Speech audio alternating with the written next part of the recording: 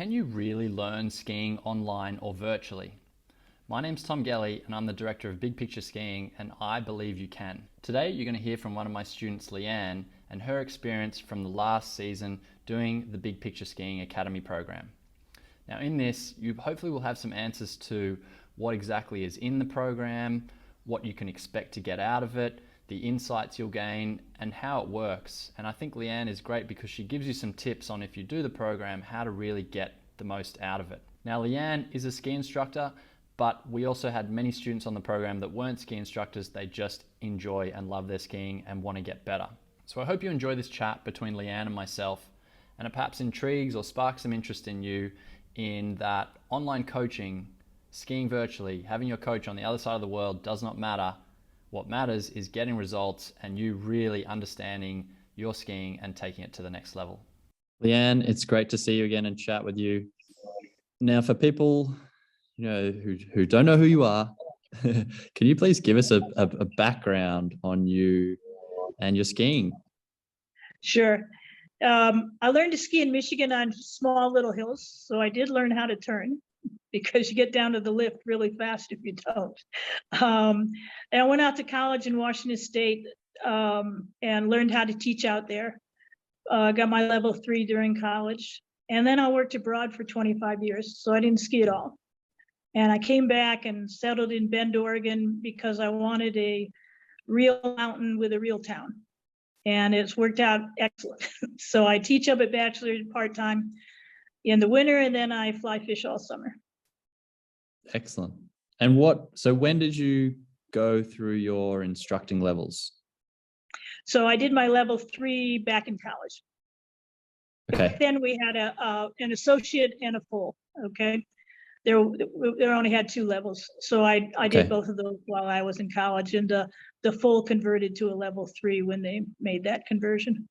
When they brought those in. Yeah. Okay. And then how did you find Big Picture Skiing? So one of our instructors, who is an ex-race coach from Mammoth Mountain, did it with you a couple years ago, and he would run clinics for us, and he had all this cool new stuff, and it's like, well, where'd this come from, Pete? And he said, well, there's this Australian guy, and I said, okay, how do you spell his name? And I looked it up, and I had Carve at the time as well, and you had a bunch of Carve videos. So I started watching those, and it's like, whoa, how come I didn't know this? How come I didn't know that? And, I just learned a lot out of it. And so then I signed up for the Big Picture website access and started looking through the videos. And then this last season, when, I did the body prep in the summer. And then when when ski time came around, it's like, why not? Let's do this online thing. Yeah. And so, I mean, I'm going to jump into that question I have for you, because I mean, coaching skiing virtually, like we're doing here, is not normal. I mean, most people would think if you're going to learn to ski, you need to be there in person.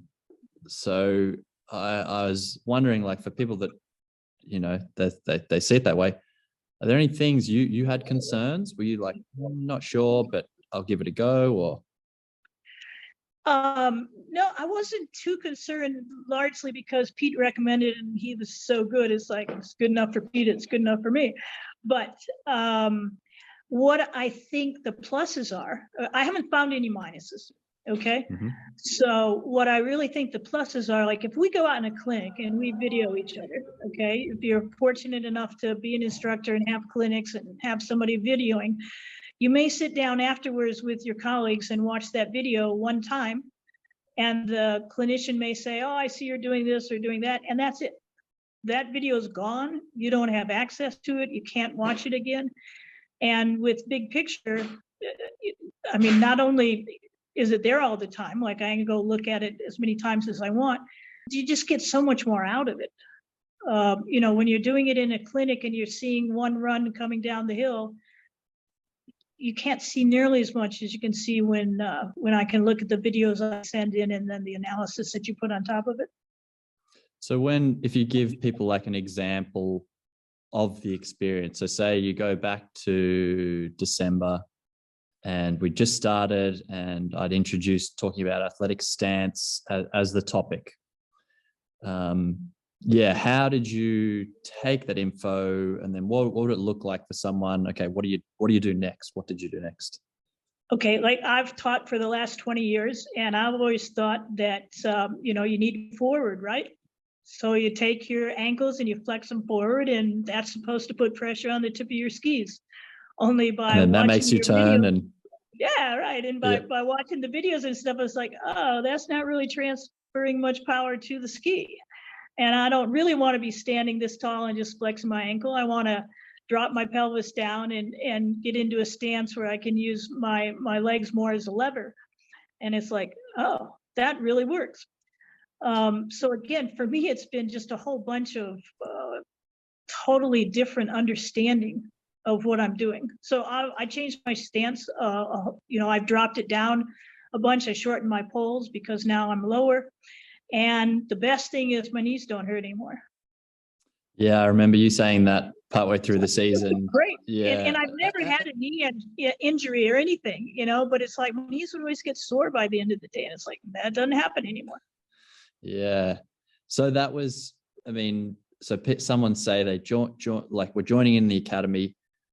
You get that information via like this. We sort of have this chat, and I present information, and then it's recorded, so you can watch it again. Maybe, you know, a couple of days later if you forgot something. Then you would go out and you would just practice. Yes. So I guess what I'm trying to get here is, do you feel the virtual coaching definitely puts self-learning front and center? Like you're really encouraged to be in charge of your own learning? Yes. But you've got excellent guidance. So, you know, what with the, you know, this year we had 3 Zoom calls a week. And so we'd go over topic X, Y, or Z, but I could go back and look at that again.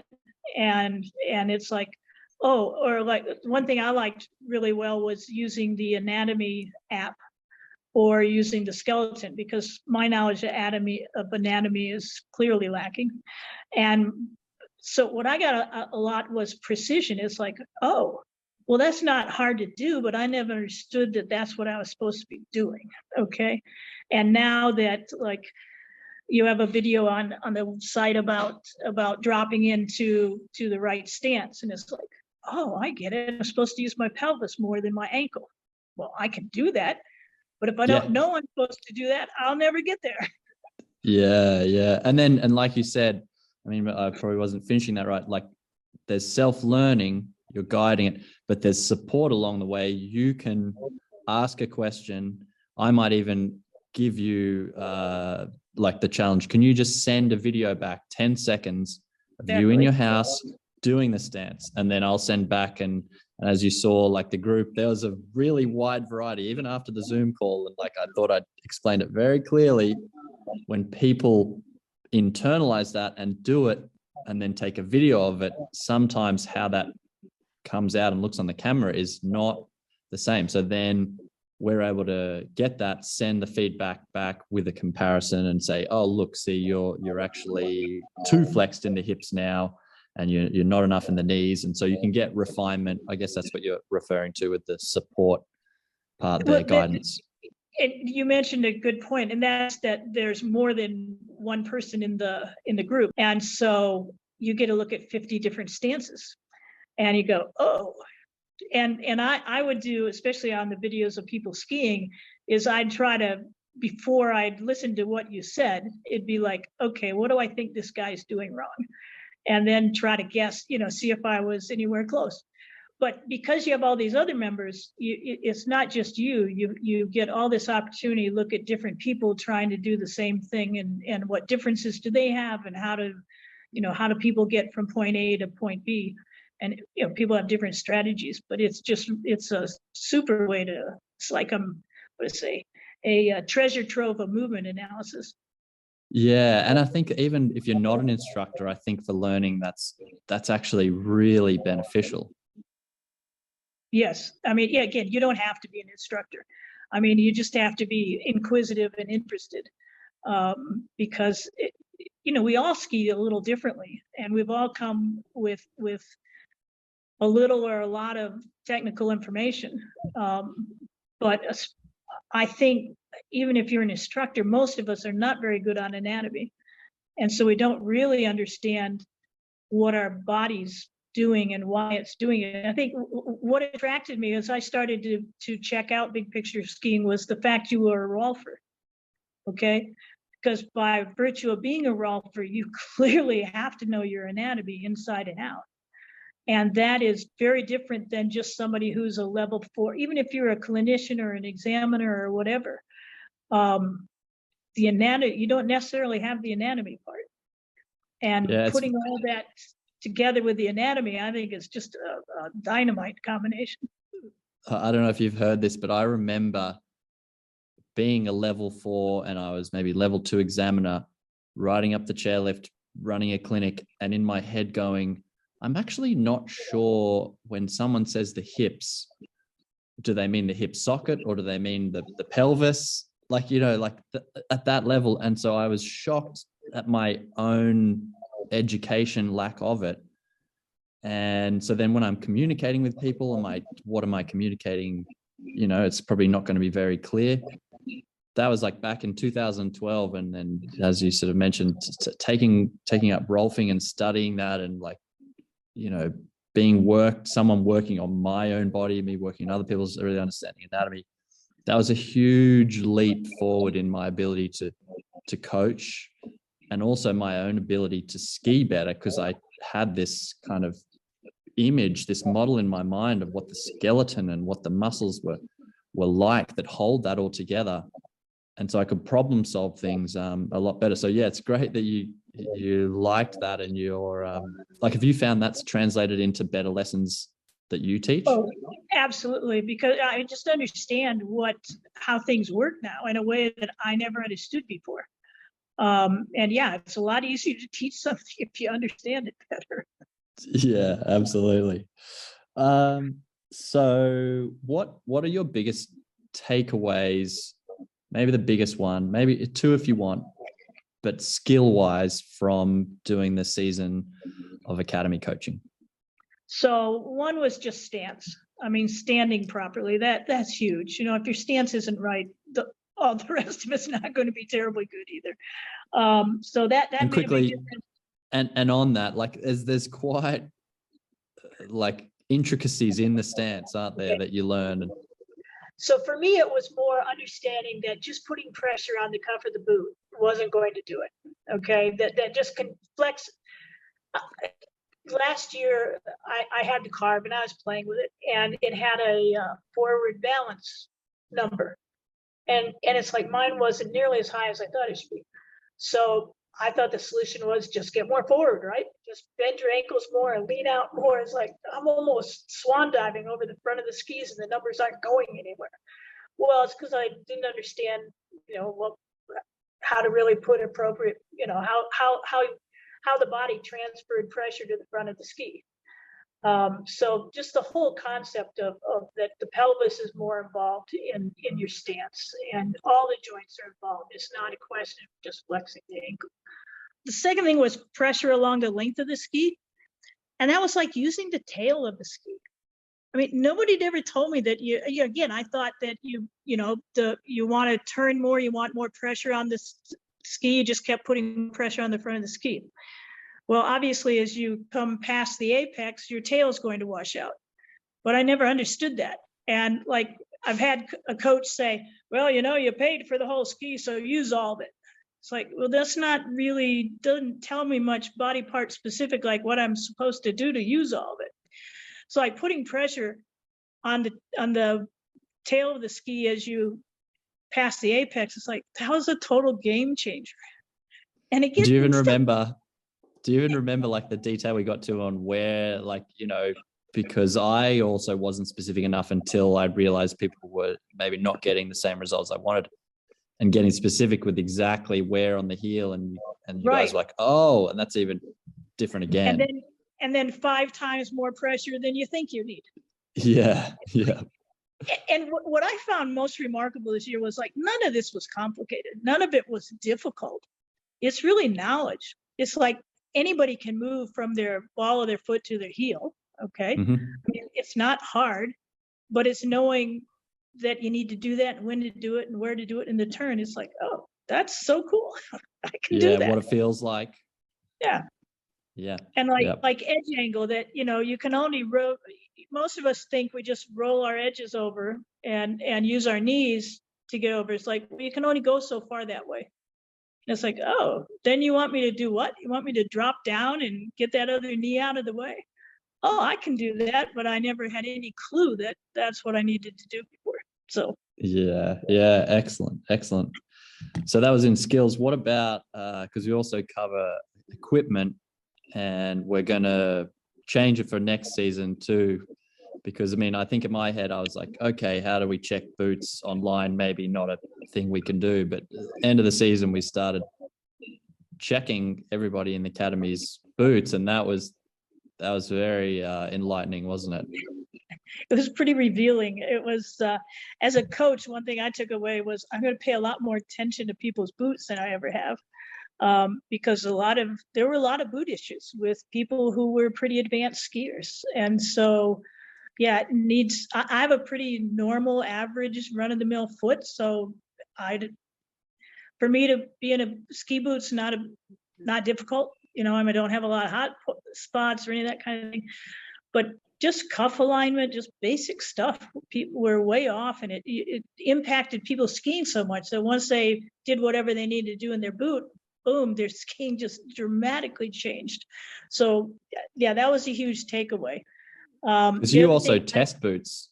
Sorry, on that one too. Like, I mean, you've got a lot of, and so I think that that's even going to help you with your feedback for boot testing and stuff. I mean, you just, I know you had an injury at the end of the season, but being sort of around the boot testing at the end of the season, you were really looking detailed at like what the new boots were. Can you adjust the cuff easily or not? Is the one thing I learned from boot technicians is the what do you call it? The companies are putting a lot of money into liners. I think many of us kind of think of the shell's the game. That's, you're buying the shell, the liner, it is what it is. But they're spending a lot of money on those liners. And that there's so much you can do now. The boots can be heated, the shell can be heated, the liner can be heated. There's so much customization that the companies are trying to build in there. And it's like, I just hope people are taking advantage of it and using it. I've found once they were able to cook the outer shell, that I was finally able to get a really tight fit without having to go down to a last that's too narrow for me. Yes. And that was a huge game changer. I could finally have my foot solid in the boot. It's like, oh, this is so cool. And snug but comfortable. Yeah. And the other thing for me, one of the things I'm the designated boot tester for is the big calf. And there are for ladies, this is a big issue. If your boot's massive, just too tight, even on the lowest setting, your foot's going to go to sleep.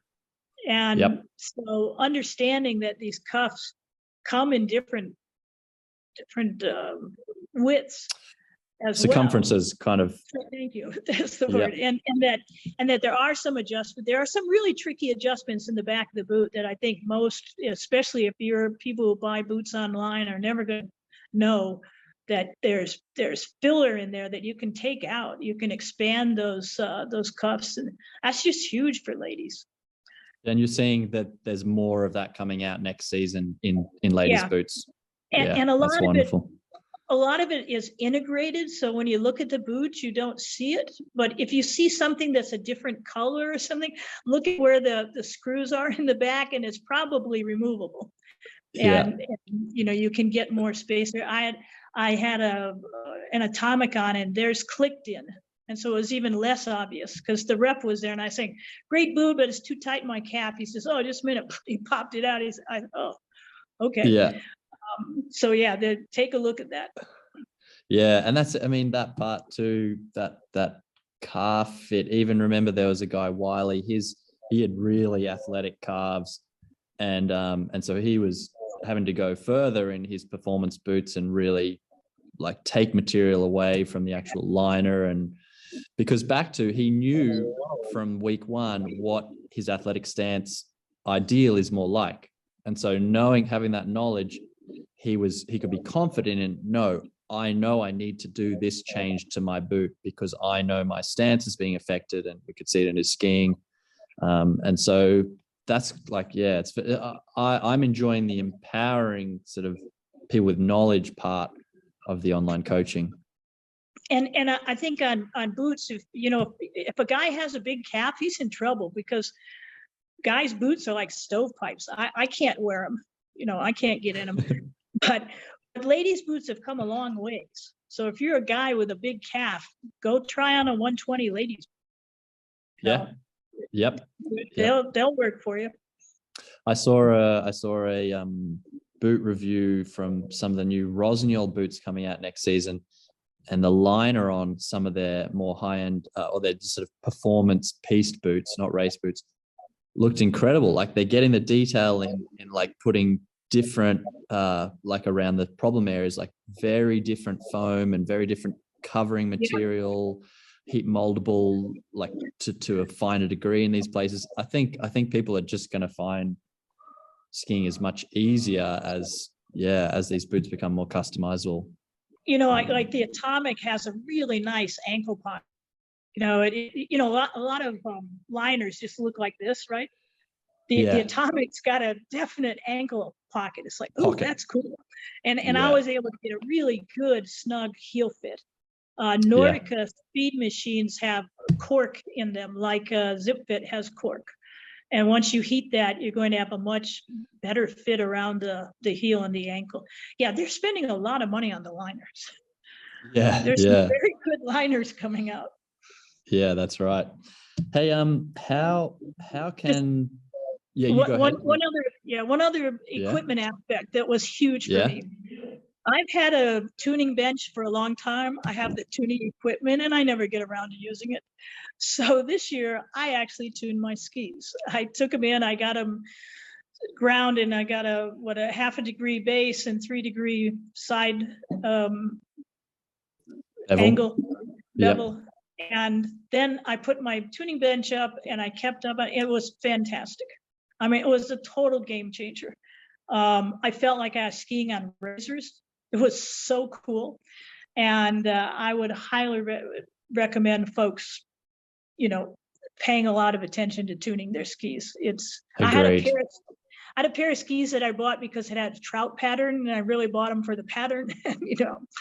I skied them and I thought, they're okay. And then I tuned them and it's like, darn, this is a really good pair of skis. So yeah, very cool. Very cool. Great. So what would your advice be to someone coming in doing, virtual coaching with the Big Picture Skiing Academy? Like, how can they get the most out of it? I think we had 3 sessions a week this year on whatever topic. I mean, the topics changed every day. Make as many of those as you can. And then if you miss it, go back and listen to it. Don't blow it off. I mean, there's just a ton of information there. I crashed out in early March and I still got a ton. So I obviously couldn't send any more videos in, but I got just a huge amount for all of March, all of April, just still learning the 3, listening to the 3 sessions. And then there are, there's other colleagues in the group, and it's like, look at their skiing, analyze their skiing. It's not all about you. You're going to learn a ton about just watching everybody else progress during the year, and what issues do they have, and how did they solve it. And it's like, that guy's really good. What the heck is he doing that I'm not doing? How can I learn from what he's doing to help me, adjust whatever I'm doing as well. So just the information is priceless. Yeah. Knowledge is power. Knowledge is power. Hey, and then on that, did you have, other than seeing your skiing transform through the videos, did you have friends or people comment to you on how your skiing progressed throughout the season? Oh yeah. And there are several folks at the mountain who are doing the subscribe online, to the website. The video library. Yeah, right. And so we were kind of a team, and we'd all work together. And it's like, oh, how'd you do that? Tell me how you did that. I can really see that change. Like, okay, your short turns a lot shorter than they used to be, and you're not skidding as much at the end of it. So what the heck are you doing? Yeah. That's a very satisfying feeling, is it, when you're getting external confirmation, it's not just you, like that's the most important thing. But when you're hearing it from others and you're like, oh wow, they're able to see it, that's a very cool feeling. And even better, so the day I crashed out, we were doing trainers training up at Mount Hood, and one of the trainers that I really have a lot of respect for, I was going out with him, and he's always telling me, oh, your short turns aren't tight enough, and so I crashed out before I could show him my new stuff. So I took one of the videos that I had and sent it to him. He said, oh yeah, that's really different. You got it now. So it's like, yeah, cool. Yeah, excellent. And you're still going back through the videos that we sort of, like the 2 to 3 minute feedbacks you're enjoying now, just like if you got a bit of time, like looking at that. And because I mean, I don't know if you agree, it would seem so, but learning skiing is like a year-round thing. You don't have to be on snow to be getting better. Yeah, exactly. And I mean, what I've done is I'm just kind of working my way from front to back, or back to front, whatever, starting at the beginning and working my way through, and just looking at the videos of folks. And again, as an instructor, I'm trying to guess, okay, what's their error and how does he fix it? But yeah, there's just so much to learn by. I mean, this is where I think the online coaching is the advantage, should be the norm instead of vice versa. Okay.